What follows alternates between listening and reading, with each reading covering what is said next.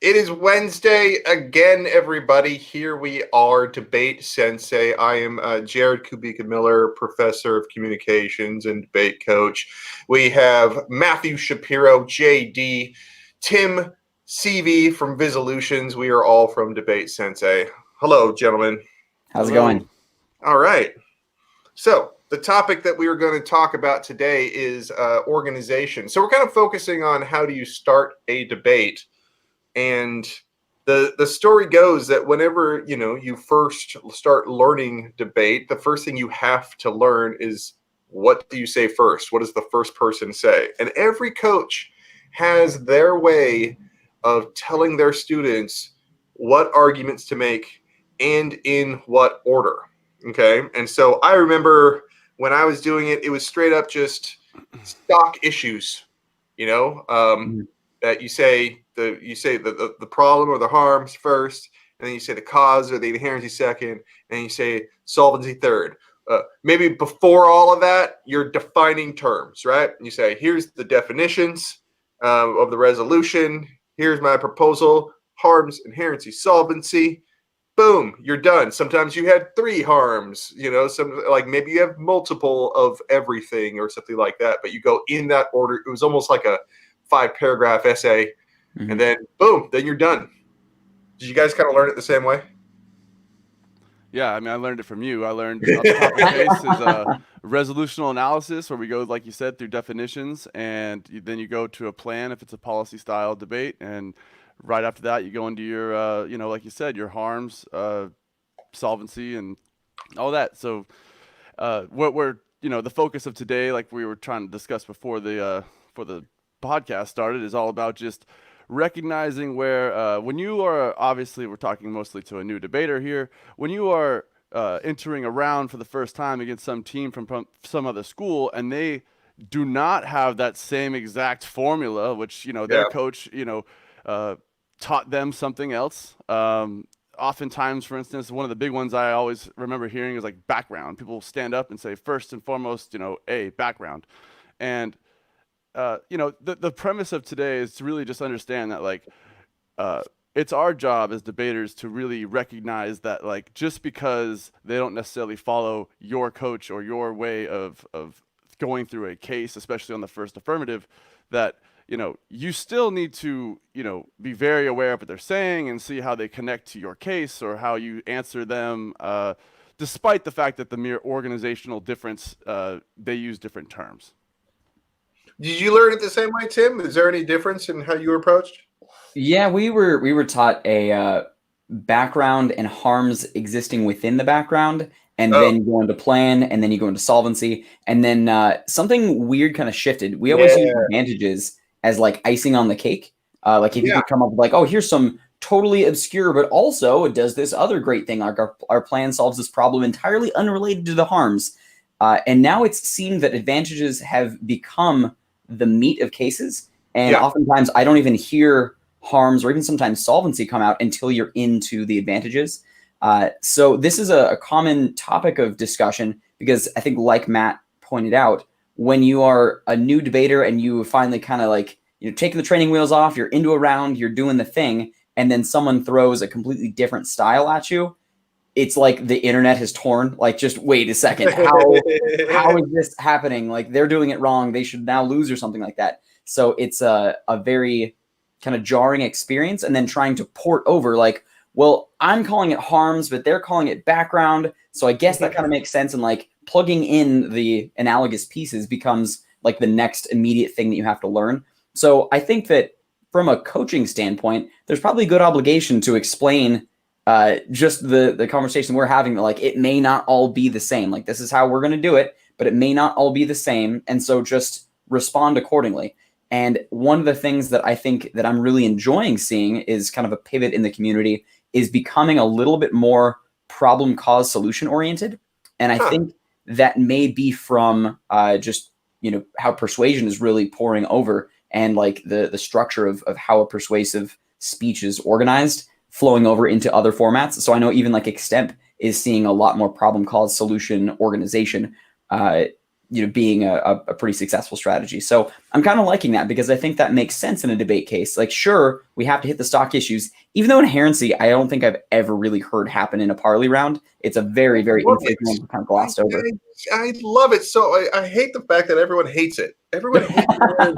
Right? You know what I mean? Everyone clowns on inherency. I think it's like I think there's a lot of strategies that could come from that. Everyone's like, "Oh, that's so old school." It's like they even say it's old for me. It was old at the time that I was there. It's like, if you're debating back in the 1970s, I guess an inherency press is something that you can do. But I come across it sometimes. I'm like, hey, that's a good one. That's a good argument. I've noticed that.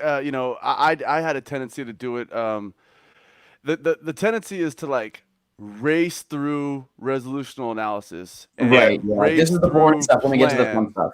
Or even race through stock issues, just like Tim said, where like I remember having at least the feeling of like, oh, I only have one advantage, or like, whereas I'm supposed to have three. And in order to really effectively run 3 advantages in 5-6 minutes or 7 minutes, that requires you to just get through the top of plan and definitions or background, whatever you want to call it. It requires you to get through that in a matter of a couple of minutes. And like, I think, it's one thing when your plan is extremely simple or logical. I mean, if it's, I'm trying to think off the top of my head, but very often, like, the plan is not simple. It'll be like, it requires explanation or linkage. And that, Jared, what you're talking about, people just skimming through inherency, at least like Tim said, at the top case, it's really your opportunity to kind of explain exactly how it will solve problems. So that way, when you get to your advantages, you're not hopefully having to discuss the mechanics. You're more just discussing, the benefit. You're not logically, I think for a lot of new people, inherency is like, well, there's the cause of this, and then they get to solvency, and they just say our plan solves. Now moving on to our advantages, and it's like that was that critical moment where you could have put a minute or maybe more into like explaining before you get to the benefits just how you solve. Yeah, I think one thing so here's the irony of talking about different organizations. Like, people do things differently.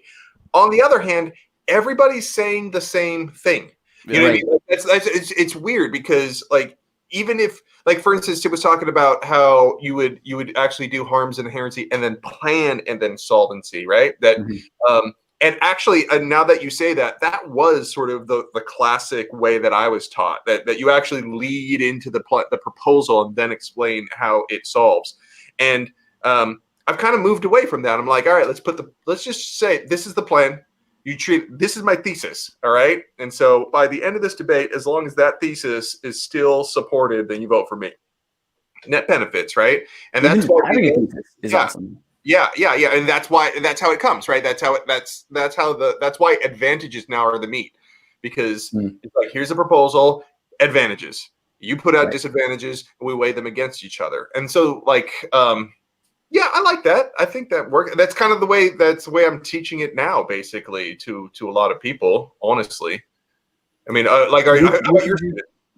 I don't know. I'm thinking kind of as I posed. I think I like having a bit of harms coming before the plan, because otherwise it seems like, I don't know, it seems disorganized to me, or it seems just logically less persuasive to me. I think being out of the debate space for a little while, you just start to see how really persuasive thinkers, or I don't know, salespeople even, will organize getting you to a conclusion. And it typically starts with a problem, and then you kind of fester that problem. The sales tactic is, right? You open the wound, add salt, and then offer a solution, right? And it seems like some of the more persuasive debate cases, not just like the technically impressive ones, of which there are many, but the ones that are also persuasive. That's like the next level. That's like the next belt up, so to speak. And those tend to be organized in such a way that I follow it as a judge, and there's really kind of a narrative arc to it. So I think you said something really impressive or important a second ago, Jared, that like theses can really help in streamlining a case. And I feel like I rarely see those anymore. I wish that there were more of those, and I'd like to see more teams run with that. Having a consistent thesis, I think, especially when you're new, can be a nice North Star. Like, it keeps you on track of like, oh, by the way, this is what the plan is doing. This is why we're doing it. We're not getting, lost over in topicality land, or they're saying that the economy's crashing or whatever. Like, no, we are solving Medicare for the elderly or whatever the plan happens to be. But having that consistent thesis can be a useful mechanism. So Matt, what do you think? How would you prefer to see a case as a judge? Would you prefer to see it with like the problems set out and then a solution and why it solves that? Or do you not care? The one thing I will say that, as long as we agree that like whatever sort of definitions may be at issue, or that you said like topicality, like at the top of your first affirmative, if you have words that like, obviously the resolution drafters kind of put there to be vague, those need to be explained basically first, Sure. just so that way you can kind of lay the table for your harms. I mean, everything will feed into that, but the whole point is you're kind of setting up, your interpretation of this debate. So I do agree that like, I like the idea that you kind of pose this, you talk about the resolution, obviously we're here to do something. There may be a word or two in there more important than others that you really need to, get down and define. But once that's established, yeah, I think I can see exactly what you're saying, in the persuasive element of kind of being like, something's wrong with the world today. And before I tell you my plan of how to fix it, I'm going to tell you what's wrong, And so that's very much, I think it's a smart plan. It's a good way to go. And that's something I necessarily didn't do, as I just said. Like I would jump normally into my plan first. Yeah, like a sneaky way of thinking about it though is kind of like that you're throwing your plan in at the last 2 minutes or something, and, and it gives your opponents less time to really strategize against it, because the harms are like rarely ever disputed. You know what I mean? Like oftentimes those things are just kind of established. That's in the news, and you have evidence for it. There's no evidence against it, so like making that a debate strategy is not usually a winning one. I could see also how it's a little abusive almost to just sit up there for any serious extended period of time and just talk about the problems, because now you're almost just kind of creating this prejudice, and like, there's this serious problem and I don't even really want to talk about how I'm going to solve that problem, but you just need to focus on how bad this problem is. Like, there is some element where like you need to get to, like we were talking about, solvency and just like we were talking about, you don't want to skirt over that. Like, so much of it is if you really understand cases and you could explain the solvency before you get to say like advantages specifically, I think that is some of the most, impressive work you can do as a debater, because it almost goes more to show that you just understand what's happening. I feel like one thing we haven't said yet is like, people can be extremely organized and just kind of say nothing, or another way to say it is they can not understand the premises of what their coaches were even telling them when they came up with their plan. And I guess what I'm trying to tell you is like, just because someone's really organized, that doesn't even mean that they're saying good arguments. So like, there's an element of this whole discussion where you have to be keen or aware on what people are saying. We're assuming in this little discussion that people only say good arguments or like valid, supported arguments, but always be keen to like, don't be scared by organization either, but I don't know. They call that like hyper organization.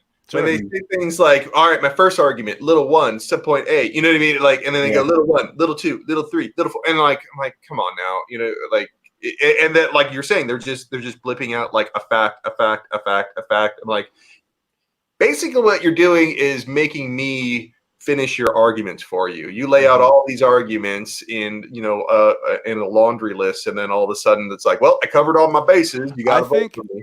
I think that exact notion of like, I think another thing people do a lot is debaters are smart. They go into a room, we almost assume that the judge, I should say a novice debater, when they go into a room, they assume that this judge knows a lot. And they rest on that notion so often, where like a solvency, for instance, they may skip over it because they just assume that the judge has read the news and they are aware of what's going on. So I can just simply state that I solve and not necessarily explain mechanics. And that's the type of thing where a judge may, this is very much like whatever the judge feels at that moment. But a judge could criticize you for not explaining how it works, especially if they didn't know. You know what I mean? So don't rely. I got taught. Well, at least the last 2 years, I got taught by Jeff Brodak. He won NPDA before he transferred in and became my coach. And he laid out this one organization. It was based upon the syllogism.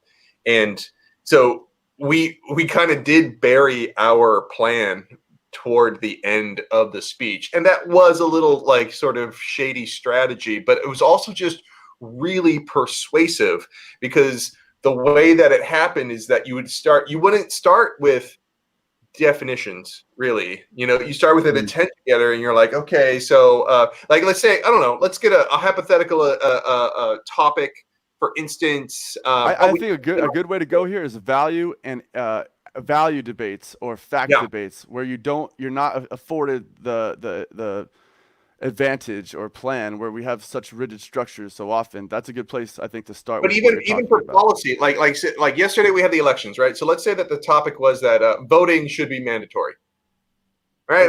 That's a topic. That's people debate about that, right? And so instead of starting off by saying, all right, here's my plan, we're going to make election day a national holiday, all ballots have to have like a none of the above option on it, jury duty exceptions apply, like you could have all those like sort of line item things that you do. Or you could start with the fact that, okay, my first argument is that elections are fundamental to democracy. Yeah. Right. You start with this just like really big premise, right? The major premise, something that he's going to refute. And so if election to democracy, and then next argument coming out is not enough people vote in elections. You're like, oh my God. And then now that's where the harms are normally, right? And so instead of jumping right into the harms, you start with like a principle, right? Like something that you're trying to achieve. And then you're like, all right, not enough people are voting. We're going to make it mandatory. That's going to be good for democracy. Bada bing, bada boom, bada yeah. And that would just flip people out. Like people didn't know how to handle the fact that you were starting with some sort of principle, right? And then meeting that principle by the time you got to the bottom of it. Anyone ever face anything like that? Because I still don't see anything like that since I did it like 10 years ago. Not with a principle like that. Yeah. I think having a thesis at the top, the idea of a thesis is that it's like an immutable point, right? That like water is an essential human right or something. And like from that, no one's going to disagree with you. And from that, you can start standing arguments of like, these people are being denied it. This is how, the systemic problem, it's getting worse. And here's the, harms. And thus we propose the plan. So it's still cycling back to that. But I think that's usually glipped out in like a single sentence type thesis. I like the idea of it being a solid persuasive speech in that way. I don't think that that's even like duplicitous. I don't think that's actually like shady tactics to like bury the plan necessarily, because you're still going to get to it. They're still going to have the same generally prepped arguments, like unless you're doing something really weird. And I don't find that abusive. I think that's just a useful, hopefully like next iteration of debate. I think that would be a cool thing to come back. I'm seeing where people are starting to get that way under their advantages. So like the plan is still coming out, but I'm seeing solvency more frequently subsumed under advantages. So they go through like uniqueness, the link story, impacts, and then into solvency. And I'm like, okay, this is kind of an interesting way to go about it. And I see where they get into more of the story of like why the problem is solved. That is, while it's interesting to me, I find that almost more shady, because it's like you have to, deal with all of these other details of the case before you get to like the ability to engage with whether or not a plan solves. So I find that to be a more like tactically questionable avenue that is not necessarily more persuasive. So I like the idea of organizing it that way. Something that I'm fascinated with when organization comes up as a topic is how to deal with disorganization. I think this is something very frequently the debaters, especially new ones in a novice round, they're pretty organized, or maybe they've been working on it. And then they come up against another team that has a lot of really good arguments, but like they're written from like one side of the page all the way to the other, and like top to bottom, and like I'm just going to read off this paper. Like they don't have the mechanisms of what argumentation classes teach just yet, like the tactics of, how to organize a flow.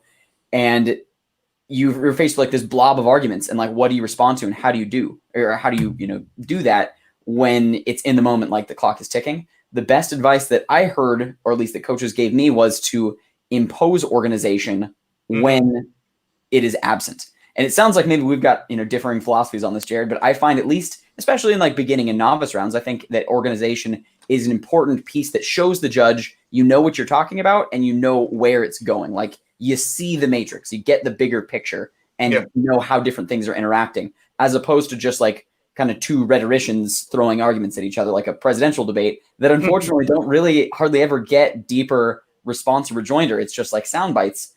With a debate, I like that you can get into really deep arguments, and organization is kind of imperative for that to happen.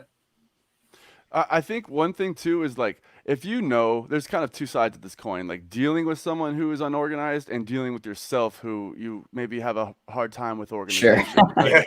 Yeah. So one thing I'll say is like, try not, what you definitely don't want, for instance, Jared was talking about like hyper organization. You don't want, in debate, we're trying to be as conversational as possible, right? You're trying to be as like, you want to be formal, and we tell ourselves we're doing big important things, but you want to come off, personable in a way that like people will hear you and listen to you. So you want to, you want to balance, strict hyper organization with understanding what you're saying and just delivering your point, right? And I think if you have a problem with organization, I think one thing to say is just try your best to just have taglines, if nothing else. Like, if you can just kind of label an advantage by a name, short couple of words or a word. That way, at least if you don't block out each specific argument, you're kind of at least able to reference, I'm talking about this advantage or their disadvantage titled this. Right.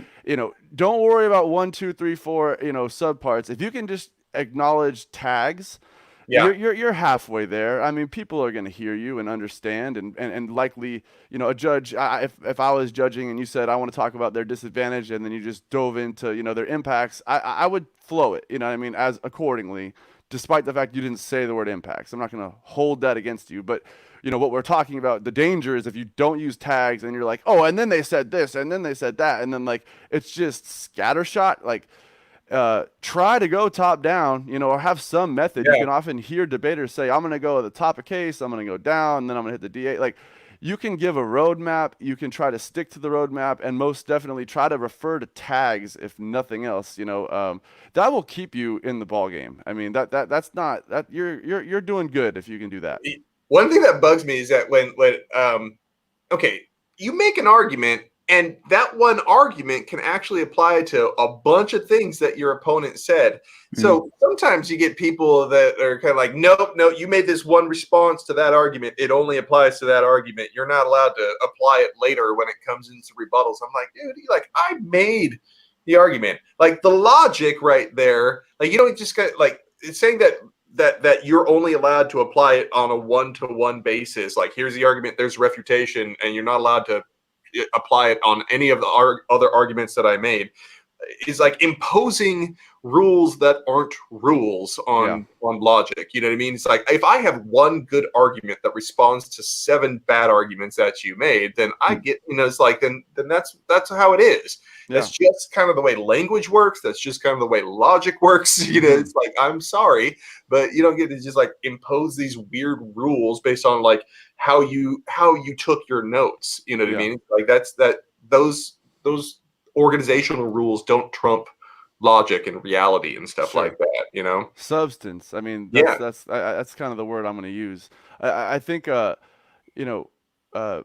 just want to kind of harken back to a point we were talking about earlier about like your the syllogism. And I want to say one thing first and foremost to anyone out there who is not familiar with the word syllogism. A syllogism is a fancy word for saying that you have a premise and a premise which equals to a conclusion.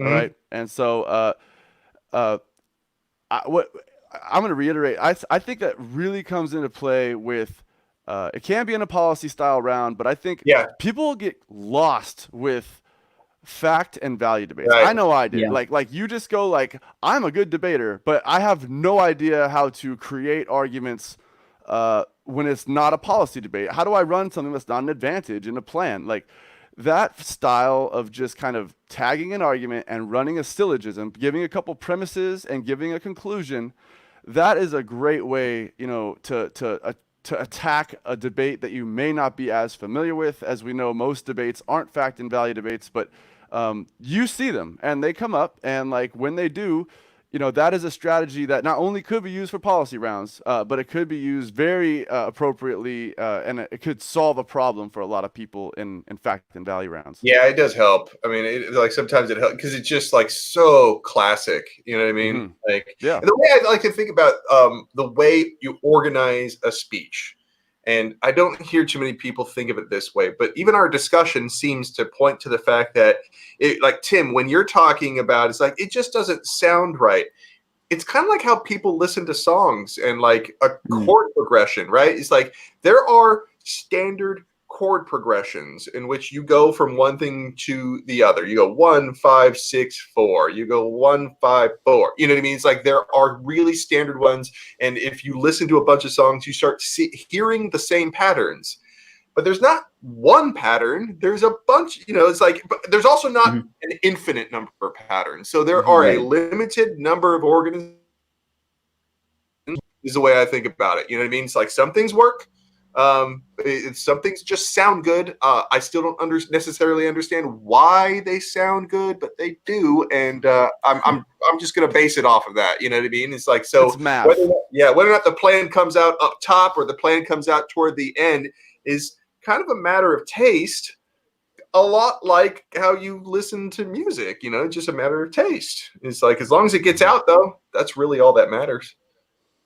I'm actually interested, Jared, when you're preparing someone for, some of their first value rounds, and maybe this is a topic of discussion for a future podcast, how to think about them differently from policy cases, because there just surely is not the same degree of organization and jargon that goes into a fact round as goes into a value round or as a policy round, right? Like they are fundamentally different debate types. How do you recommend students go about thinking about those? Or how do you recommend they usually start their organizational process? Because it seems like we all have a fairly agreed upon organization for policy. How do you tackle fact and value generally? I a number of different things. All right, so I think the syllogism does help sometimes in this one. I hope I'm not breaking up. A little bit. But and that's all I have to say about that. Yeah. Really, to teach the syllogism sometimes it's not always like explaining it into a 8-minute speech is hard sometimes to teach a student. Well, Jared's cutting out pretty bad, but he's saying some very smart things right now, and unfortunately we are all being robbed of it. Hopefully we'll get him back here in a second, but Jim is right. It's I think modernly, we all still here? We don't see as many. I can hear you. There you are, buddy. Hello. I think Matt and I have been pretty clear. I haven't seen any glitches on his end, but unfortunately you cut out right at it's hard. And then there wasn't a whole lot of detail after that. But I think we got the gist of syllogisms are difficult like I was saying, so to translate some of the other into things a value that I tell round, people to do cool. A value case is that you start with the value criteria, all the things that support it, and then you help compare the two to get an outcome based off of that.